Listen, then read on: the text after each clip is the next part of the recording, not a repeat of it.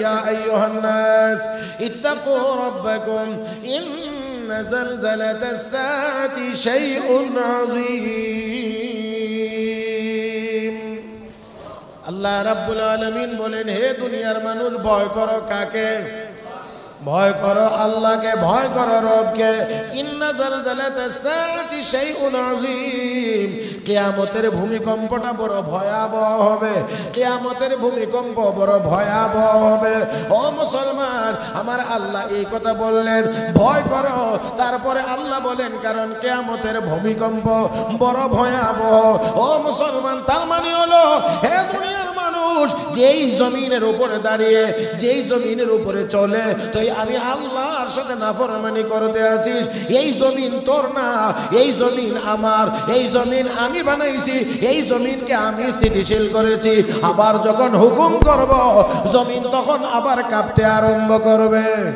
ইয়াউমা তারাউনা তাযহালু কুল্লু মুরদিআতিন আম্মা আরদাত ওয়া তাযউ কুল্লু যাতি হামলিন হামলাহা ওয়া তারান الناس سكارى وما هم بسكارى ولكن عذاب الله شديد। আল্লাহ রাব্বুল আলামিন বলেন, কোন মা তার সন্তানকে দুধ পান করাইতে আছে, কোন মা তার সন্তানকে দুধ পান করাইতে আছে, এমত অবস্থায় যদি ওই দৃশ্যটা চোখের সামনে ভেসে ওঠে, ওই ভূমিকম্পটা যদি শুরু হয়ে যায়, মায়ের কোল থেকে সন্তান ছুটে পড়ে যাবে, মার খবর থাকবে না। আল্লাহু আকবার। ونعوذ بالله من شرور أنفسنا ومن سيئات أعمالنا من يهده الله فلا مضل له ومن يضلله فلا هادي له ونشهد أن لا إله إلا الله وحده لا شريك له ونشهد أن سيدنا وسندنا وحبيبنا ومولانا محمدا عبده ورسوله صلى الله تعالى عليه وعلى آله وأصحابه وبارك وسلم تسليما كثيرا. أما بعد، فأعوذ بالله من الشيطان الرجيم. بسم الله الرحمن الرحيم. يا أيها الناس اتقوا ربكم إن زلزلة الساعة شيء عظيم يوم ترونها تذهل كل مرضعة عما أرضعت وتضع كل ذات حمل حملها وترى الناس سكارى وما هم بسكارى ولكن عذاب الله شديد. صدق الله مولانا العظيم وصدق رسوله النبي الأمي الكريم ونحن على ذلك لمن الشاهدين والشاكرين والحمد لله رب العالمين. اللهم صل على محمد وعلى آل محمد كما صليت على إبراهيم وعلى آل إبراهيم إنك حميد مجيد.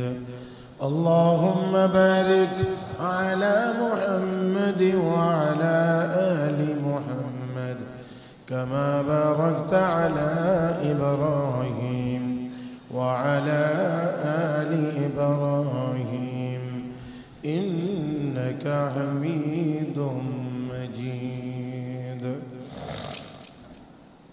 محترم মুসল্লিয়ান کرام, আল্লাহ রাব্বুল আলামিনের দরবারে শুকরিয়া আদায় করছি, যিনি আমাদেরকে অত্যন্ত দয়া করে, মায়া করে, মেহেরবানি করে পবিত্র জুমার দিনে জুমার নামাজ আদায়ের উদ্দেশ্যে মসজিদে আসার বসার তৌফিক দান করেছেন। শুকরিয়া আদায় করছি সবাই পড়ি আলহামদুলিল্লাহ। আল্লাহ রাব্বুল আলামিন বলেন ইয়া আইয়ুহান নাস, হে দুনিয়ার মানুষ, ইত্তাকু রাব্বাকুম, তোমরা তোমাদের রবকে ভয় করো। তোমরা তোমাদের রবকে ভয় করো। আমাদের সকলের রব কে? আল্লাহকে ভয় করো। আল্লাহ রাব্বুল আলামিনের এক নাম রহমান, আল্লাহর এক নাম রহিম। আল্লাহ অতি দয়ালু, অতি ক্ষমাশীল। তো আমরা আল্লাহকে ভয় করব কেন? গত জুমার শেষ কথা এটাই ছিল যে আল্লাহ বলেন তোমরা ভয় করো। কেন আল্লাহকে ভয় করো? আল্লাহ তো রহমান, আল্লাহ রহিম, আল্লাহ গফুর, আল্লাহ গফফার, আল্লাহ করিম, আল্লাহ সত্তার। তো আমরা আল্লাহকে ভয় করব কেন? যে আল্লাহর নাম রহমান, সে আল্লাহকে ভয় করব কেন? মুফাসসিরিন ইকরাম লেখেন আল্লাহর নাম যেমন করে রহমান, আল্লাহর নাম যেমন করে রহিম, ঠিক তেমন করে আল্লাহর নাম আজিজ, আবার আমার আল্লাহর নাম কাহ্হার। তো কাজেই রহমান এবং রহিমের দিকে তাকাইলে দয়ার আশা করবে, আর আজিজ আর কাহ্হারের নামের দিকে তাকাইলে আল্লাহর আযাবকে ভয় করবে। তাহলে যেমন করে আল্লাহর নাম রহমান রহিম আছে, ঠিক তেমনি ভাবে আল্লাহর নাম কাহ্হার আজিজও আছে। সেজন্য আল্লাহ রাব্বুল আলামিনকে আমরা ভয় করব। মুহতারাম হাজিরিন, সাধারণত মানুষ ভয় কাকে করে? যার শক্তি বেশি, যার অস্ত্র বেশি, গোলাবারুদ বেশি। বর্তমান দুনিয়াতে যারা অস্ত্রের দিক দিয়ে বেশি সমৃদ্ধ, তাদেরকে অন্যরা ভয় করে। তো আল্লাহ রাব্বুল আলামিনের শক্তি তো সকল শক্তির মালিকই তিনি, তো ভয় তো তাকেই করতে হবে। আমাদের কাছে যতটুকু শক্তি আছে যা নিয়ে আমরা নড়াচড়া করে, এটা একজনেরও, এটা আমাদের না। এটা কার দেওয়া? আল্লাহর দেওয়া। আল্লাহ চাইলে এটাকে স্থগিত করতে পারেন, আল্লাহ চাইলে এটাকে আবার ছিনিয়ে নিয়ে যাইতে পারেন। আল্লাহ আমাকে আপনাকে যেমন করে দুনিয়াতে পাঠাইছে, আবার আমার আল্লাহ চাইলে মুহূর্তের ভিতরে আমাকে আপনাকে নিয়েও যাইতে। তাহলে যার শক্তি থাকে তাকে মানুষ ভয় করে। তো আল্লাহর শক্তি কাহারও চাইতে কম, অন্য কাহারও সমান, সবচাইতে বেশি। সবচাইতে বেশি না শুধু, আসলে সব ক্ষমতার মালিকই তিনি, সকল শক্তির মালিকই আল্লাহ। অন্য যত জায়গাতে আমরা শক্তি দেখি সবগুলো আল্লাহর দেওয়া, আর আল্লাহর কাছে যেই শক্তি, এটা আমার আল্লাহর নিজস্ব। তো আল্লাহ রাব্বুল আলামিনের শক্তি আছে, সকল শক্তি, সকল ক্ষমতা, সকল পাওয়ারের একমাত্র মালিক আল্লাহ। দুই নাম্বার হলো আল্লাহ রাব্বুল আলামিনের বিশাল বাহিনী আছে, বিশাল বাহিনী আছে। যদিও আমার আল্লাহর কোনো কাজ করার জন্য কোনো বাহিনীর প্রয়োজন হয় না। আল্লাহ রাব্বুল আলামিন তিনি একক, একক, তিনি কাহারও মুখাপেক্ষী না। দুনিয়ার সমস্ত মাখলুক আল্লাহর মুখাপেক্ষী। কুল হুয়াল্লাহু আহাদ আল্লাহুস সামাদ। সামাদের ব্যাখ্যায় মুফাসসিরিন ইকরাম লিখেছেন হুয়া লা ইয়াহতাজু ইলা গায়রিহি ওয়া কুল্লু শাইইন ইয়াহতাজু ইলাইহি। আল্লাহ কারো মুখাপেক্ষী না, দুনিয়ার সকল প্রাণী, সকল মাখলুক আল্লাহর মুখাপেক্ষী। কাউকে ছাড়া আমার আল্লাহ চলতে পারেন, কিন্তু আল্লাহকে বাদ দিয়ে কোনো প্রাণী, কোনো মাখলুক চলতে পারে। যখন কেউ ছিল না তখন একমাত্র কে ছিলেন? যখন কেউ থাকবে না তখন আবার কে থাকবেন? একটা সময় যখন জমিনে কোনো প্রাণী থাকবে না, তখন আল্লাহ আজরাইলকে বলবেন, আজরাইল জমিনে কেউ আছে? নাই।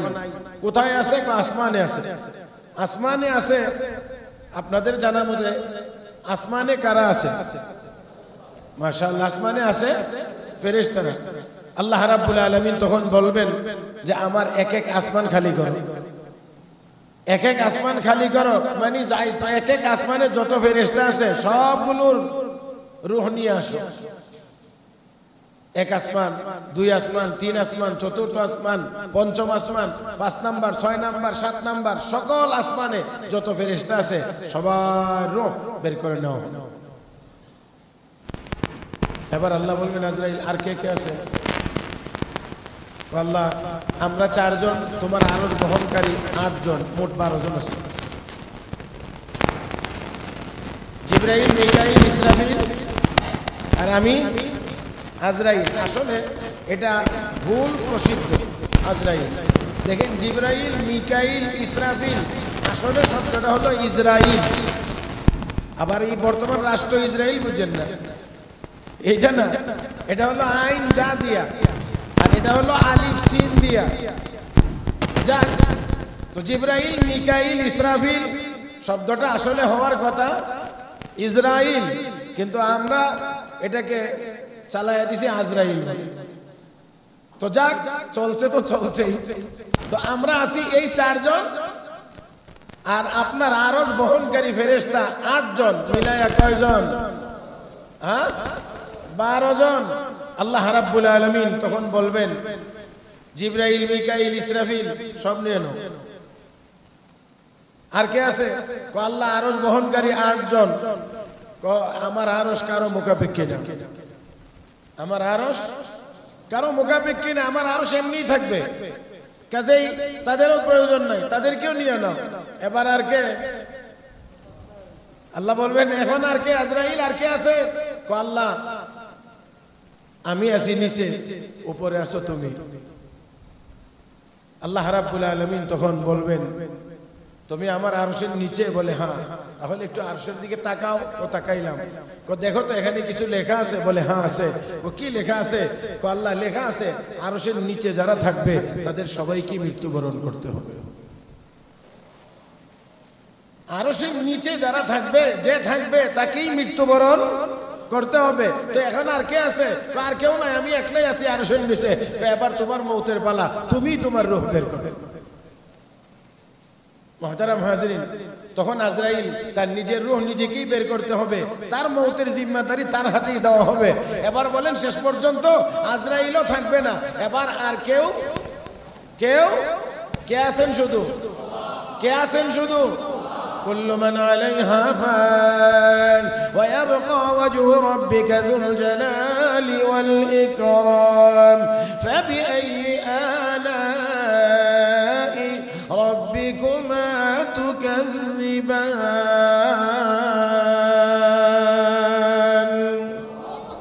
কেউ যখন থাকবে না তখন কে থাকবেন? কেউ যখন ছিলেন না তখন কে ছিলেন? কিছুই যখন ছিল না কে বানাইলেন? আবার কে ধ্বংস করে দিবেন? তাহলে সব ক্ষমতা বলতে, স্বীকার করতে কোন সামান্য পরিমাণ দুর্বলতা আছে নাকি?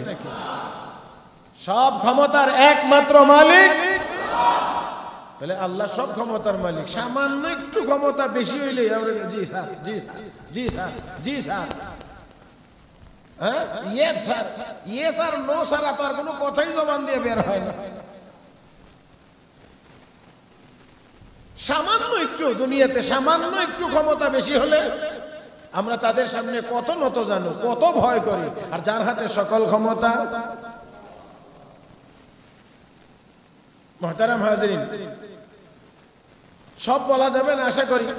আপনারা অনেক কিছুই বুঝেন, জানেন, দেখেন।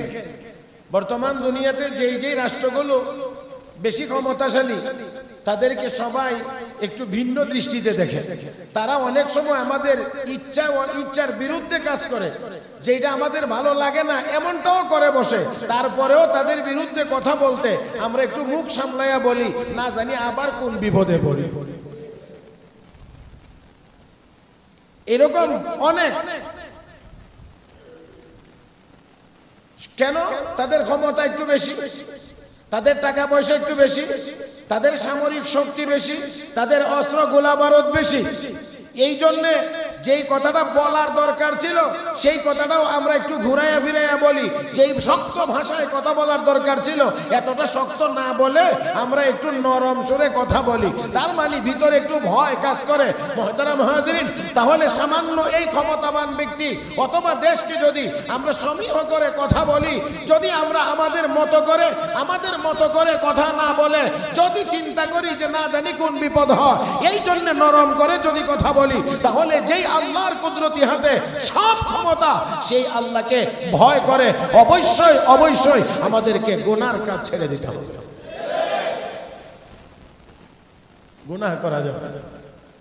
তো আল্লাহ রাব্বুল আলামিনের এই ক্ষমতার একটু নমুনা যে আয়াত তেলাওয়াত করেছি, এই আয়াতের ভিতরে আল্লাহ রাব্বুল আলামিন একটু নমুনার কথা বর্ণনা করেছেন। ইয়া আইয়ুহান নাস ইত্তাকু রাব্বাকুম ইন্না যালজালাতাস সাআতি শাইউন আযীম। আল্লাহ রাব্বুল আলামিন বলেন, হে দুনিয়ার মানুষ, ভয় করো কাকে? ভয় করো আল্লাহকে, ভয় করো রবকে। ইন্না যালজালাতাস সাআতি শাইউন আযীম।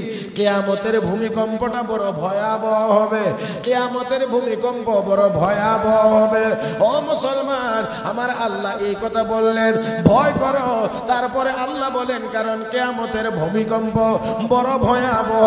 ও মুসলমান, তার মানে হলো হে দুনিয়ার মানুষ, যেই জমিনের উপরে দাঁড়িয়ে, যেই জমিনের উপরে চলে তুই আমি আল্লাহর সাথে নাফরমানি করতে আছিস, এই জমিন তোর না, এই জমিন আমার, এই জমিন আমি বানাইছি, এই জমিনকে আমি স্থিতিশীল করেছি। আবার যখন হুকুম করব জমিন তখন আবার কাঁপতে আরম্ভ করবে। হ্যাঁ, কার হুকুমে? এখন স্থিতিশীল আছে কার হুকুমে? আল্লাহর হুকুমে। আবার যখন নির্দেশ হবে তখন জমিন কাঁপবে কার হুকুমে? ইন্না যালজালাতাস সাআতি শাইউন আযীম। কিয়ামতের ভূমিকম্প বড় ভয়াবহ। সেই ভয়াবহতার বর্ণনা পরের আয়াতে আল্লাহ রাব্বুল আলামিন নিজেই দিয়েছেন যে সেই ভয়াবহতাটা কেমন। ইয়াউমা তারাউনা তাযহালু কুল্লু মুরদিআতিন আম্মা আরদাত ওয়া তাযউ কুল্লু যাতি হামলিন হামলাহা ওয়া তারান নাসা সুকারা ওয়া মা হুম বিসুকারা ওয়ালাকিন্না আযাবাল্লাহি শাদীদ। আল্লাহ রাব্বুল আলামিন বলেন, কোন মা তার সন্তানকে দুধ পান করাইতে আছে, কোন মা তার সন্তানকে দুধ পান করাইতে আছে, এমত অবস্থায় যদি ওই দৃশ্যটা চোখের সামনে ভেসে ওঠে, ওই ভূমিকম্পটা যদি শুরু হয়ে যায়, মায়ের কোল থেকে সন্তান ছুটে পড়ে যাবে, মার খবর থাকবে না। আল্লাহু আকবার। এমন এমন ভয়াবহ হবে সেই দৃশ্য। এই ভয়াবহ দৃশ্যটা কে সৃষ্টি করবেন? মুহতারাম হাজিরিন, তো আল্লাহ রাব্বুল আলামিন বলেন, দুনিয়ার মানুষ ভয় করো আমাকে, ভয় করো তোমাদের রবকে, কারণ ইন্না যালজালাতাস সাআতি শাইউন আযীম। ভূমিকম্প যেটা হবে কিয়ামতের ভূমিকম্প বড় ভয়াবহ। মুহতারাম হাজিরিন, সামান্য একটু ভূমিকম্প হইলেই শহর কি শহর ধ্বংস হয়ে যায়। যে বিল্ডিং নিয়ে গর্ববোধ করি, যে বিল্ডিং বানায়া খুব তৃপ্তি আত্মতৃপ্তিতে থাকি, আমার এই বিল্ডিং, আমার এত সুন্দর বিল্ডিং, আমার এই সেই, সামান্য একটু সামান্য নড়াচড়া একটু হইলেই তখন দেখা যায় কি অবস্থা, কোথায় বিল্ডিং আর কোথায় মানুষ। হায় হায় দৌড়াদৌড়ি যে শুরু হয়, কারণ আমাদের বিশেষজ্ঞদের বিশেষ সবকও এই ক্ষেত্রে আছে। ভূমিকম্প টের পাইলে 5 তলা ছেড়ে দিয়ে গাছতলায় চলে যাবে, আছে না? বিশেষ নসিহত, আমাদের বিশেষজ্ঞদের বিশেষ নসিহত। ভূমিকম্প টের পাইলে, যার কারণে দেখা গেছে রাত্র 3টার সময় যখন ভূমিকম্প টের পাইছে, মাশাআল্লাহ ঘুম থেকে উঠে দৌড়। কার বরণে কি কাপড় চোপড় ছিল এটারও খোঁজ খবর। পরের দিন পত্রিকাওয়ালারা অনেক কিছু লেখছে। তো যাক, ওই সময়ে কেউ আর বিল্ডিং এ থাকে না, দৌড়ে গিয়ে খোলা জায়গাতে দাঁড়া। মুহতারাম হাজিরিন, তবে সাথে আবার আরেকটু নসিহত আছে, যদি ঘরের ভিতরেই থাকতে চান তাহলে টেবিল বা চৌকির নিচে গিয়ে লুকান। যদি তারপরও ঘরে থাকতে চান, বিল্ডিং এর ভিতরেই থাকতে চান, যাক, এটা তাদের নসিহত, তাদের মতো করে তারা বলছেন। যাই হোক, তবে আমি বুঝি না আর কি, অনেক কিছুই আমি বুঝি না, এর মধ্যে এটাও বুঝি না। বিল্ডিং যদি ভূমিকম্পে ভেঙেই যায়, ছাদ যদি ধসেই পড়ে, তাহলে টেবিলে আর চকিয়ে কি হইতো? মানে এমন বিশেষজ্ঞদের মতামত আমি বুঝি না আর কি, এটা কোন দৃষ্টিতে ওনারা বলছেন। মহতারাম হাজিরিন, মহতারাম হাজিরিন, আচ্ছা বলেন দেখি, অনেক সময় তো এরকম দুর্ঘটনা ঘটে যে ভূমিকম্পের কারণে বিল্ডিং ভেঙে যায়, তাহলে ভেঙে যদি ছাদেই পড়ে যায়, তাহলে চকি আর খাটের নিচে গেলে আর কি হবে? টেবিলের নিচে গেলেই বা কি হবে? আল্লাহ আমাদেরকে হেফাজত করুন, জোরে বলি আমিন। হেফাজতের একমাত্র মালিক, একমাত্র মালিক তো আল্লাহ রাব্বুল আলামিন বলেন কিয়ামতের ভূমিকম্প বড় ভয়াবহ। তাহলে জমিন যে স্থিতিশীল আছে এটা আমাদের চেষ্টা প্রচেষ্টায় না, এটা আমার আল্লাহর হুকুমে। আবার নড়াচড়া যতটুকু হালকা পাতলা করে এটাও কার হুকুমে? আল্লাহর হুকুমে। মুহতারাম হাজরিন, দিন দিন দিন দিন দিন দিন কিভাবে বিল্ডিং আরো বেশি সুরক্ষিত করা যায়, কত বেশি নিরাপদ করা যায়, এই নিয়ে চিন্তা গবেষণা, দিক নির্দেশনা অনেকগুলো আসতেছে, দিন দিন আগাইতে আছে। কিন্তু তারপরেও কি আমরা আমাদের চেষ্টায়, আমাদের শক্তিতে আমরা কি সবকিছু থেকে নিরাপদ করতে পেরেছি? পারবো কোনোদিন? আল্লাহ যদি না রাখেন তাহলে আমরা যত পদ্ধতি অবলম্বন করি না কেন, কোনো কাজ। মুহতারাম হাজিরিন, তো আল্লাহ রাব্বুল আলামিন বলেন ভয় করো কাকে? কেন ভয় করবা? কেন? কারণ আমার শক্তি এত যে আমি এই বিশাল বিস্তীর্ণ এই জমিনটাকে এখন স্থিতিশীল রেখেছি, কিন্তু কিয়ামতের আগে এটা এমন ভাবে কাঁপবে, এমন কম্পন সৃষ্টি হবে, যেই কম্পনটা হবে ভয়াবহ। মায়ের কুল থেকে সন্তান ছুটে পড়ে যাবে, মার খবর থাকবে না, মা টের পাবে না তার কোলের দুধ পান করা এই শিশু বাচ্চাটি কখন কুল থেকে পড়ে গিয়েছে। মুহতারাম হাজিরিন, এটা কখন হতে পারে একটু ভাবতে হবে। শুধুমাত্র তা না, রব্বে কারীম তার পরের অংশে আরো বলেন وتضع كل ذات حمل حملا وترى الناس سكارى وما هم بسكارى ولكن عذاب الله شديد। শুধুমাত্র দুধ পান করাইতেছে এমন সন্তান ছুটে পড়ে যাবে তা না। আমার আল্লাহ বলেন মায়ের গর্ভে সন্তান, গর্ভধারিণী মা, মায়ের গর্ভে মায়ের পেটের সন্তান, তখন ওই দৃশ্যটা মা দেখবে আর ভূমিকম্প শুরু হয়ে যাবে, তখন ওই মায়ের গর্ভের সন্তান ছুটে পড়ে যাবে, ওই মা তখন টের পাবে না কোন দিক দিয়ে সন্তান পড়ে গেছে। আল্লাহু আকবার। ও মুসলমান, তাহলে আমার আল্লাহ বুঝায় দিলেন জমিনটা এমনিতেই আসে না, আমার হুকুমেই এমন করে আছে। আবার যখন আমি নির্দেশ দেব তখন জমিন এমন থাকবে না, নড়াচড়া করবে, ভয়াবহভাবে নড়াচড়া করবে। ইযা যুলজিলাতিল আরদু জিলজালাহা ওয়া আখরাজাতিল আরদু আথকালাহা ওয়া ক্বালাল ইনসানু মা লাহা ইয়াওমা ইযিন তুহাদ্দিসু আখবারাহা বিআন্না রাব্বাকা আওহা লাহা। আল্লাহ বলেন ইযা যুলজিলাতিল আরদু জিলজালাহা, জমিন যখন তার আপন প্রকম্পে প্রকম্পিত হবে। ও মুসলমান, তাহলে বোঝা যায় জমিনের মালিক আল্লাহ, জমিনের মালিক। তাহলে কার বাড়িতে আপনি বাহাদুরি দেখেন? আপনি তো আপনার জমিনের এই বাড়ির মালিকই না। জমিন তো আমার না, আপনার না, আপনার বাবারও না, আপনার দাদারও না, আমার বাপেরও না, আমার দাদারও না। জমিনের মালিক তো আল্লাহ। এই জমিনে আমরা থাকি, তো কার বাড়িতে গিয়ে কে বাহাদুরি দেখে? খবর নাই, খবর নাই। আমার আমার আমার আমার আমার খালি এই আমার আমার আমার আমার চলছে। এটা আমার, এটা আমার, এটা আমার, এটা আমার। শেখ সাদি বড় সুন্দর করে বলেছেন, চান্দে গুই বাগে মান বস্তানে মান ইনাগুই গুরে গোরস্তানে মান। বাগানের কাছে গিয়ে বললা বাগান আমার, বাড়ির কাছে গিয়ে বললা বাড়ি আমার, ক্ষেতের কাছে গিয়ে বললা ক্ষেত আমার, শিল্প প্রতিষ্ঠানের কাছে গিয়ে বললা এটা আমার। কবরস্থানের পাশে গিয়ে তো বলো নাই যে এই কবরটা হবে আমার।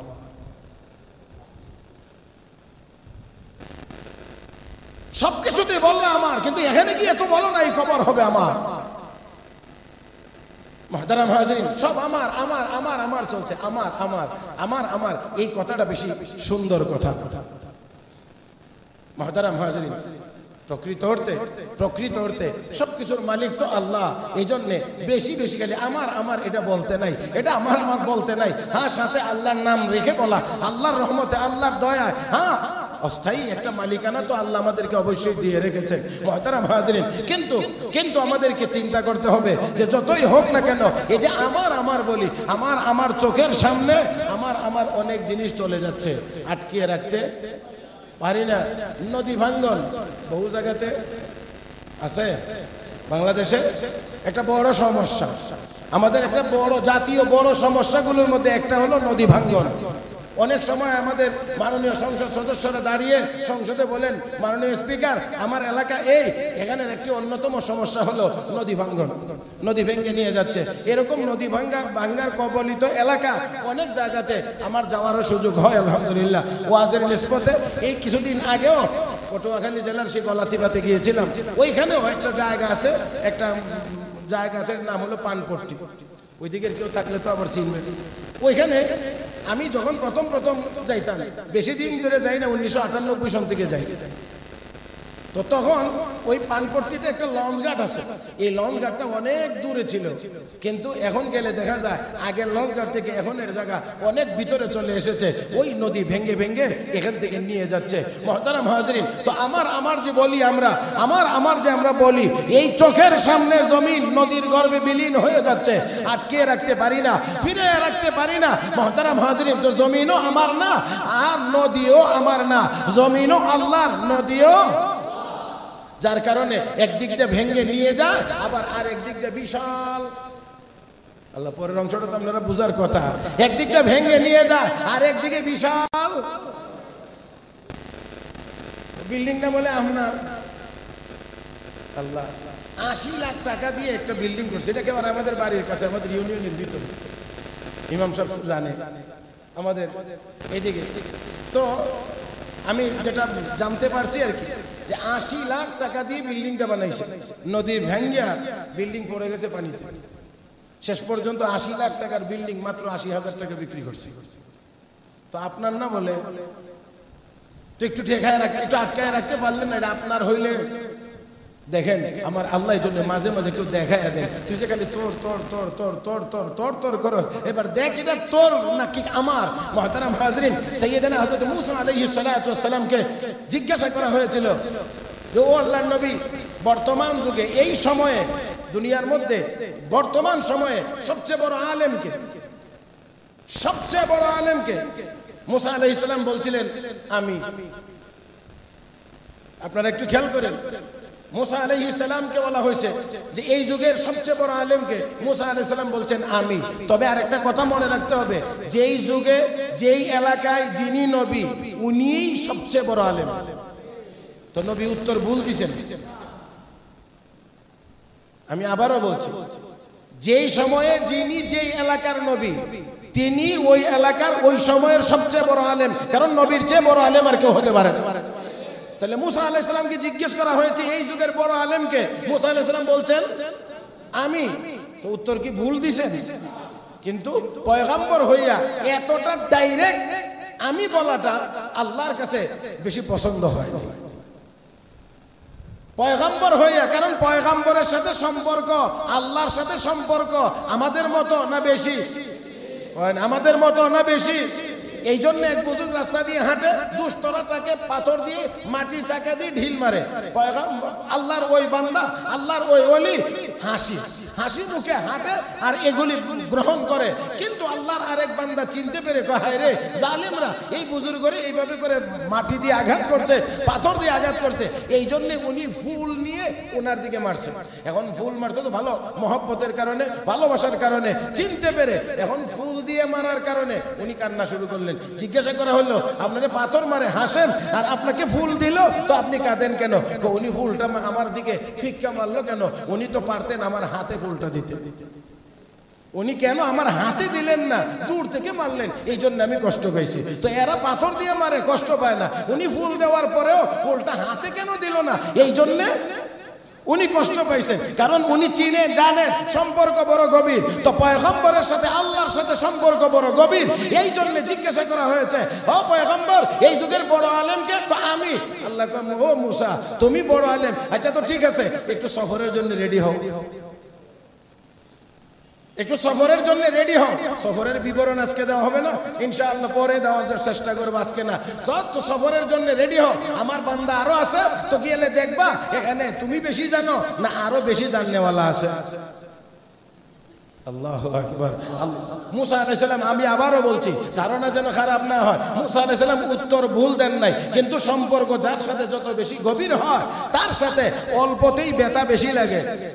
আপনারা বলেন না যারে বেশি ভালোবাসি সে বেশি কষ্ট দেয় না, এরকম একটা কথা আছে না আমাদের? হ্যাঁ, যারে বেশি ভালোবাসি সে বেশি কষ্ট দেয়। আর আমি যতদূর বুঝছি আর কি, আপনাদের মতো তো বুঝি না, আমি যতদূর বুঝছি আসলে কষ্ট বেশি দেয় না, দেয় অল্পই, লাগে বেশি। বেশি দেয় না, দেয় অল্প, কিন্তু লাগে বেশি। এইটাই হলো এখানে বিষয়টা আর কি। যারা একটু বেশি ভালোবাসি সে বেশি কষ্ট দেয়, বেশি দেয় না, অল্পতে বেশি লাগে। তো রব্বে কারীমের সাথে পয়গম্বরের সম্পর্ক বেশি, এই জন্য হাসানাতুল আবরার সাইয়্যাতুল মুকাররাবিন, অন্যরা যেটা করতে পারে পয়গম্বর সেটাও করতে পারেন না। মুহতারাম হাজরিন, অন্যদের জন্য এটাই ভালো, কিন্তু পয়গম্বরের জন্য এটা বেমানান। তো উনি বলছেন ডাইরেক্ট, আমি আল্লাহ রাব্বুল আলামিন এই জায়গাটাতেও, আমার আল্লাহ এই জায়গাটাতেও মুসা আলাইহিস সালামকে দেখায়া দিলেন, বুঝাইয়া দিলেন। পয়গম্বর ভুল বলেন নাই, কোনো অন্যায় বলেন নাই, কোনো গুনার কাজ করেন নাই, কিন্তু এতটা ডাইরেক্ট বলার কারণে আল্লাহকে একটু সফরের জন্য রেডি হও। আপনারাও সফরের বিবরণ শুনবার জন্য রেডি থাকেন, যেদিন সিরিয়ালে আসে। আজকের জন্য না, এটা সিরিয়ালে থাকলো আর কি ইনশাআল্লাহ, আর একদিনের জন্য। মুহতারাম হাজরিন, তাহলে আসুন, ভয় করব কাকে? কেন? সকল ক্ষমতা কার হাতে? আল্লাহর হাতে। আল্লাহর হাতে। তো এই জমিনের হালত হবে এমন, জমিন এমন করে কাঁপতে থাকবে। মুহতারাম হাজরিন, এবারে আসেন, শুধু জমিন না, আসমান কে বানাইছেন? হ্যাঁ, কদ্দুর বড় করে এই চাঁদটা ঢালাই দিয়েছেন? কয় কিলোমিটার লম্বা, কয় কিলোমিটার প্রস্থ, এটা কে জানেন? একমাত্র আল্লাহ জানেন। তবে কিতাবে লিখে জমিন থেকে আসমান যত উপরে, জমিন থেকে আসমান যত উপরে, আসমান নামের ছাদটা আমার আল্লাহ এত মোটা করে ঢালাই দিয়েছে। আল্লাহু আকবার। দুপুরে খাওয়ার পরে কয় না 6 ইঞ্চি এখান ছাদ দিতে গিয়ে কত কাহিল হয়ে যায়। জমিন থেকে আসমান যত আল্লাহ উপরে স্থির করে রেখে দিয়েছেন। রব্বে করিম বলেন, খালাকাস সামাওয়াতি বিগাইরি আমাদিন তারাউনাহা, খালাকাস সামাওয়াতি বিগাইরি আমাদিন তারাউনাহা, আসমানকে খুঁটি ছাড়া আমি আল্লাহ স্থির করে রেখেছি, এটা কি চোখে দেখো না? এই বিল্ডিং বিজ্ঞানের আবিষ্কার হওয়ার কারণে যদি ইঞ্জিনিয়ারকে ধন্যবাদ দেওয়া যায়, যদি দেওয়া লাগে, বিজ্ঞানকে যদি আমাদের ধন্যবাদ দেওয়া লাগে, এত পিলার, এত রড, এত কিছু, এত পাইলিং টাইলিং করে তারপরেও একটা বিল্ডিং বানানোর জন্য যদি তাকে সম্মান জানাতে হয়, তাহলে আমার যে আল্লাহ এত বিশাল বড় আসমান খুঁটি ছাড়া বানাইলেন, আমার আল্লাহকে, ও বান্দা তুই কোনটা দেখে তোর কাছে বড় মনে হয়? কোনটা দেখে তোর কাছে বড় মনে হয়? আনতুম আশাদ্দু খালকান আমিস সামাউ বানাহা রাফা সামকাহা ফাসাওয়াহা। হে বান্দা, শক্তিশালী তোরা বেশি না আমি বেশি? তোরা কি বানাইছিস, আমি কি বানাইছি? তোর কাছে যদি মনে হয় তুই অনেক বড়, তো আমার আসমানের দিকে একটু তাকা, আর আমার আসমানের উচ্চতার দিকে একটু তাকা,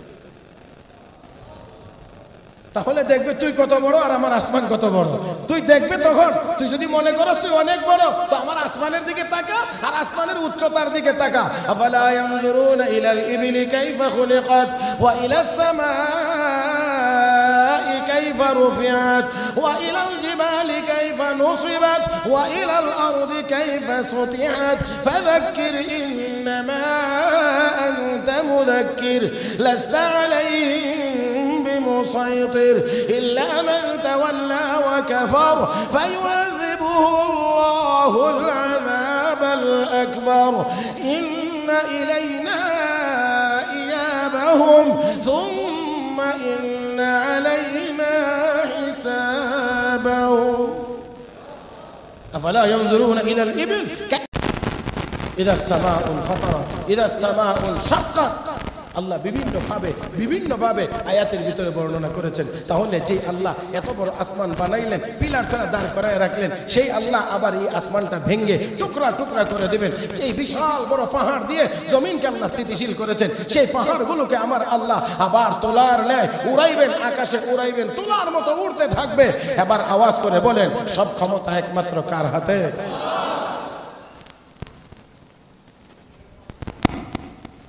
এই জায়গায় আমার আল্লাহর ক্ষমতার সাথে কারো কোনো শরীক, কারো কোনো শরীক।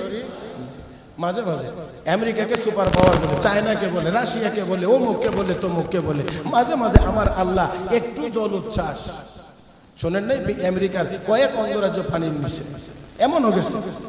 তাহলে এত কিছু, এত ক্ষমতা, এত অস্ত্র, এত গোলাবারুদ, এত পারমাণবিক বোমা, তাহলে সমুদ্র থেকে এই পানি তাদের শহরের ভিতরে এসে ঢুকে যায়, তলিয়ে নেয় দোকানপাট, মার্কেট, সব পানির নিচে চলে যায়। মহতারাম হাজরিন, একটু কি এই যন্ত্রপাতি ব্যবহার করে বলতে পারতো না, এই পানি এইদিকে আসবে না, কিন্তু একেবারে উড়ে এলাম, মিসাইল ছড়ব, কামানের গোলা ছড়ব, এই জাতীয় কোনো হুমকি দামকি এখানে চলে না, চলবে না, চলবে না। রব্বে করিম সেজন্য আমাকে আপনাকে বলেন, ইয়া আইয়ুহান নাসু তাকু রাব্বাকুম ইন্না যালজালাতাস সাআতি শাইউন আযীম ইয়াওমা তারাউনা তাযহালু কুল্লু মুরদি'াতিন আম্মা আরদা'at ওয়া তাযউ কুল্লু যাতি হামলিন হামলাহা ওয়া তারান নাসা সুকারা ওয়া মা হুম বিসুকারা ওয়ালাকিন عذاب الله شديد। আল্লাহ রাব্বুল আলামিন বলেন, নবী গো আপনি মানুষগুলোকে দেখবেন মাতালের মতো, ওয়া তারান নাসা সুকারা, মানুষগুলোকে দেখবেন মাতালের মতো, ওয়া মা হুম বিসুকারা, আসলে তারা মাতাল না, ওয়ালাকিন্না আযাবাল্লাহি শাদীদ, আল্লাহর আযাব বড় কঠিন, আল্লাহর আযাব বড় ভয়াবহ। ওই আযাবের দৃশ্য চোখের সামনে ভেসে উঠবে, চোখের সামনে দেখবে, মাতালের ন্যায় হয়ে যাবে। ও মুসলমান, ও মুসলমান, যেই আল্লাহর হাতে এত ক্ষমতা, যে আল্লাহর হাতে সব ক্ষমতা, সেই আল্লাহকে ভয় করা। জমিনের মালিক আমি না, আসমানের মালিকও আমরা না, আলো বাতাসের মালিকও আমরা। ও মুসলমান, আমার আল্লাহ যদি অক্সিজেন বন্ধ করে দেন, উপায় হবে কি? উপায়টা কি হবে? আমার আল্লাহ সূর্যের একটু পাওয়ার বাড়ায়া দিয়েছেন, একটু পাওয়ার, একটু গরম লাগে, কি অবস্থা? হ্যাঁ, একটু সামান্য গরমের পরিমাণ বেড়ে গিয়েছে, এতে করে আমাদের কি অবস্থা? ও মুসলমান, সূর্যের পাওয়ার যদি আল্লাহ আরো বাড়ায়া দেন, হ্যাঁ, কি দিয়ে ফিরাইবেন? এত না ক্ষমতা। এখন দেখে নিছে জায়গায় জায়গায় গেলে হুজুর দোয়া করে, কি কি হইছে? দোয়া কেন? কি হইছে? গরমে সহ্য হয় না, গরম সহ্য হয় না, হুজুর দোয়া করে। হ্যাঁ, এখন হুজুরের কাছে এত দোয়া কেন? এত দোয়া চাওয়ার দরকার কেন? খালি জায়গায় জায়গায় অনেকে অনেক জায়গা বৃষ্টির জন্য নামাজ পড়ে, বৃষ্টির জন্য একটু বৃষ্টি হইলে ঠান্ডা হবে, এই জন্য দোয়া, দোয়া এই জন্য নামাজ। তো এত কিছু, এত এত দাপট, অন্যান্য সময়ে ওই দাপটগুলো এখন কোথায়? মুহতারাম হাজরিন, তাই মনে রাখতে হবে, যত ক্ষমতা আছে আমার আল্লাহর সামান্য ক্ষমতার সামনে অসহায়। কত শক্তি আমাদের, হ্যাঁ, মশার সাথে কুলাইতে পারি। ভুল করে লেছি মনে হইতেছে আপনারা, তো যেমনি আসি দিয়েছেন আমার তো একটু সন্দেহই লাগছে। আমাদের এত ক্ষমতা, মাননীয় মশার সাথেও অসহায় হয়ে আমাদের ডাক্তার সাহেবেরা কয় দিনের বেলায়ও মশারিটা নেই ঘুমাইবে। এতে আপনাদের কি মনে হয়? খুব ক্ষমতা মনে হয়, হ্যাঁ, না অসহায় আত্মসমর্পণ? মাননীয় মশা আপনার থেকে বাঁচার জন্য আমরা আমাদের একটা বাউন্ডারির ব্যবস্থা করেছি, কথা ঠিক না? তাহলে এত কিছু আমাদের, মাত্র মশা। এই মশা যেন হইতে না পারে, জন্ম যেন হইতে না পারে, মুহতারাম হাজরিন, এই জন্যে অনেক ব্যবস্থাপনা। বাড়িতে টায়ার রাখবেন না, ওই ডাবের খোসা রাখবেন না, এখানে পানি জমা থাকলে এখান থেকে মশার উৎপাদন হবে, এই হবে, সেই হবে, অমুক হবে, অনেক কথাই তো আমরা বলি, কি বললেন ঠিক কিনা? তার মানে হলো সবকিছু মিলাইয়া এক মশা, এটা কত বড়, কয় মন ওজন, কয় টন ওজন, কয় কেজি ওজন, কয় ছটাক ওজন, এমন একটা মশার ভয়ে, এমন কিছু মশার ভয়ে আমরা কি পরিমাণ আতঙ্কিত। আমার আল্লাহ বুঝাইয়া দিলেন, সাবধান হয়ে যা। আব্রাহাকে ছোট ছোট পাখি দিয়ে শেষ করেছিলাম, নমরুদকে একটা বিকলাঙ্গ মশা দিয়ে শেষ করেছিলাম। বর্তমান সময়ে এই পারমাণবিক ক্ষমতা সম্পন্ন এই পৃথিবীতে আমি আল্লাহ তোদেরকে মশার সামনে অসহায় বানাইয়া দিলাম। আমি তো বলি, মশা তো তাও দেখা যায়, যে মনেই হোক একটা প্রাণী, একটু থাপ্পড় থাপ্পড় দিয়ে মারাও যায়, কথা কয় না। একটু থাপ্পড় থাপ্পড় দিয়া করোনা তো চোখেও দেখলাম, এটা তো একটু চোখেও দেখলাম না। এটা যে কোন জিনিস, একটা থাপ্পড় দিয়ে যদি একটু মরসর দিতে পারতাম, 2-4টা থাপড়ায় মারতে পারতাম, তাও মনটার একটু বুঝাইতাম। লক্ষ লক্ষ মানুষ পৃথিবী থেকে নিয়ে গেল, কিন্তু দেখতেই পারলাম না এটা কোন জিনিসের নাম। আসলে কিছুই না, আসলে কিছুই না। আমার আপনার নবীকে মক্কার লোকজন গিয়ে প্রশ্ন করে, রূহ বা আত্মা কোন জিনিসের নাম? ইয়াসআলুনাকা আনির রূহ, আত্মা কোন জিনিসের নাম? আমার আল্লাহ হাবিব জানায়া দেন, আর রূহ মিন আমরি রাব্বি, রূহ আর কিছুই না, এটা আমার রবের হুকুম। কথা কয় না? Medical science, medical science.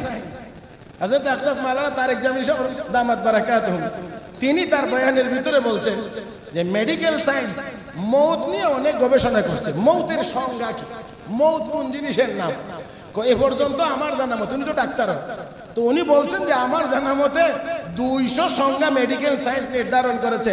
সম্ভবত মৌত এটার নাম, সম্ভবত মৌত এটার নাম, সম্ভবত মৌত এটার নাম, সম্ভবত মৌত এটার নাম, এরকম এরকম করতে করতে 200 সংজ্ঞা নির্ধারণ করেও তারা চূড়ান্ত সিদ্ধান্তে পৌঁছতে পারে নাই। কারণ মরার আগে জীবিত মানুষের ভিতরে যত অঙ্গ প্রত্যঙ্গ, মরার পরেও তার শরীরে তাকে ঠিক সমপরিমাণ অঙ্গ প্রত্যঙ্গ, অঙ্গ প্রত্যঙ্গের কোনো কমতি বাড়তি কিচ্ছু হয় না। কিন্তু একটা মানুষ 1 সেকেন্ড 2 সেকেন্ড আগেও জিন্দা, 2 সেকেন্ড পরে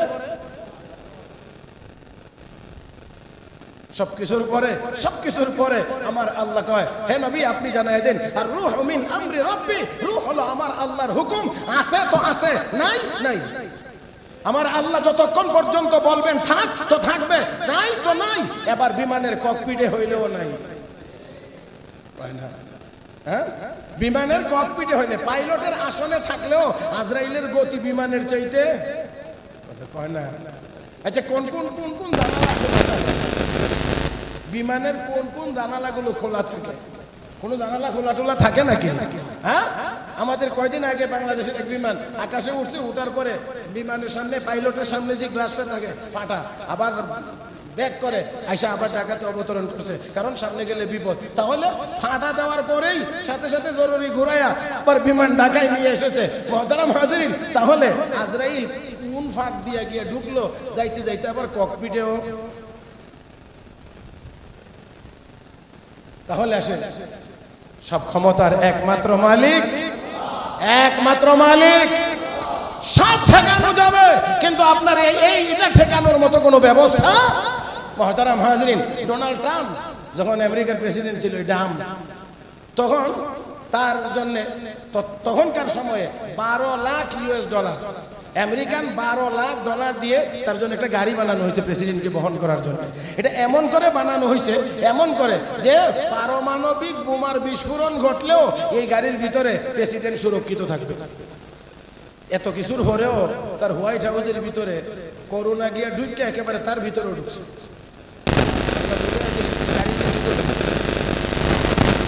গাড়ি বানাইছ, পারমাণবিক বোমা মারলেও তোর গাড়ির ভিতরে তুই সুরক্ষিত থাকবে। তোর হোয়াইট হাউসের নিরাপত্তার জন্য রাডারের অভাব নাই, সর্বোচ্চ সর্বোচ্চ ক্ষমতা সম্পন্ন রাডার নিয়োজিত আছে।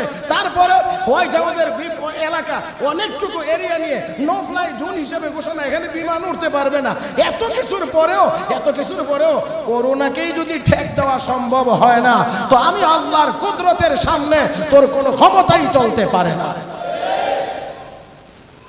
যাই হোক, আসুন আমি কথা শেষ করতে চাই। আসুন বলছিলাম, তাহলে ভয় করব একমাত্র কাকে? যার হাতে সব ক্ষমতা। সামান্য ক্ষমতার মালিক হলে যদি তাকে ভয় করি আমরা, মুহতারাম হাজিরিন, সব ক্ষমতা যার হাতে তাকে অবশ্যই ভয় করব। আর আল্লাহকে যদি কেউ ভয় করে, গুনার কাজ করতে পারবে, গুনার কাজ করতে পারবে। আর গুনার কাজ যদি না হয়, আমরা মুসলমান যদি গুনার কাজ ছেড়ে দিতে পারি, যেই গুনায় আমরা এখন হাবুডুবু খেলতে আসি, সমাজের রন্ধ্রে রন্ধ্রে রন্ধ্রে রন্ধ্রে গুনাহ গুনাহ গুনাহ গুনাহ গুনাহ, ঘরের ভিতরে গুনাহ, বাহিরে গুনাহ, রাস্তায় গুনাহ গুনাহ, অফিস আদালতে গুনাহ, সর্বদিক থেকে শুধু গুনার ছড়াছড়ি। এমনকি আকাশ পথে বিমানে যাবেন, বিমানের ভিতরেও গুনার পরিবেশ। অনেক কিছু বলার মতো না, অনেক কিছু প্রকাশ করার মতো না, কারণ এই জায়গাতে বসে সব কিছু বলাও যায় না, অনেক বিব্রতকর অবস্থার সম্মুখীন হওয়া লাগে। অনেক জায়গাতে গেলে মুহতারাম হাজিরিন শুধু গুনাহ আর গুনাহ, গুনাহ আর গুনাহ, এই গুনার ভিতরে আমরা হাবুডুবু খাইতে আসি মুহতারাম হাজিরিন। সেই জন্য বিশ্ব নবী ১,৫০০ বছর আগে বলেছেন যে তুমি গুনার কাজ ছেড়ে দাও।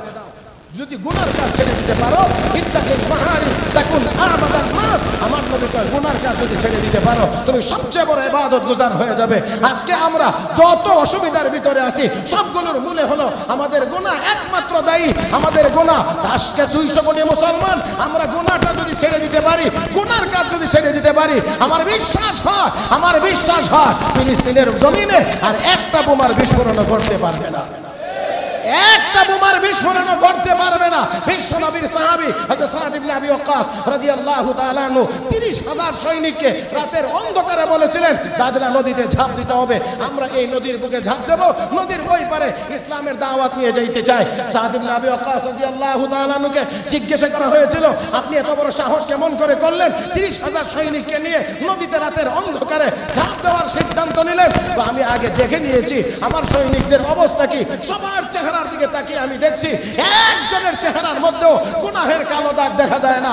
আমার বিশ্বাস যাদের চেহারার মধ্যে গুনাহের কোনো কালো দাগ নাই এমন ব্যক্তিদের সমুদ্রের পানি কোনো ক্ষতি করতে পারবে না, অবশ্যই সমুদ্রের পানিও ওই ইমানদারদেরকে সাহায্য করবে। সত্যিই তো তারা নদী পার হয়েছেন, কারো কোনো অসুবিধা হয় নাই। আজকে যত অসুবিধা হচ্ছে আমাদের গুনাহের কারণে হচ্ছে। সেই জন্য গুনার কাজ ছাড়ানোর জন্য আমার আল্লাহ কো ইত্তাকু রাব্বাকুম, ভয় করো কাকে? আল্লাহ আমাদের সবাইকে তৌফিক দান করুন, আমিন ইয়া রাব্বাল আলামিন। সুবহানাকাল্লাহুম্মা বিহামদিক আশহাদু আন লা ইলাহা ইল্লা আনতা আস্তাগফিরুকা ওয়া আতুবু ইলাইক ওয়া আখিরু দাওয়ানা আনিল হামদুলিল্লাহি রাব্বিল আলামিন।